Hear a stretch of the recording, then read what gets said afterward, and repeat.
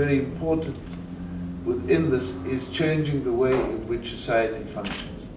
Not a government that delivers and people who wait, but active citizenship together with a capable state and then leadership across all of society.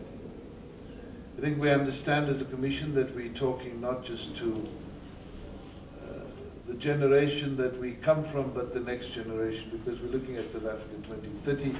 So a lot of our communication is new, vibrant, exciting.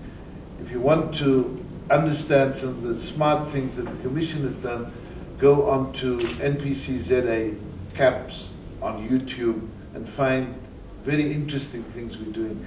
We're talking to young South Africans, and we're making it very easy. If you go to the NPC website, you will find that the document is available in all 11 languages, and we've also got a mechanism uploaded that allows you to take the document and convert it from type into voice, so that people who are visually impaired have access to the document. Access is very important.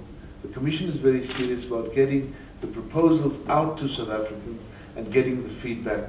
If we want this plan to be owned by South Africans, then the feedback is important. Which is why we're saying to FEDUSA today,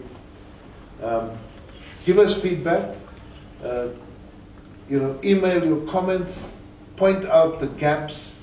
The Commission would like you to talk. If the only thing that we've come here today is to do a presentation, this exercise would have failed. The ball is now in FEDUSA's court to give us feedback on these issues, collectively as FEDUSA, but also union by union.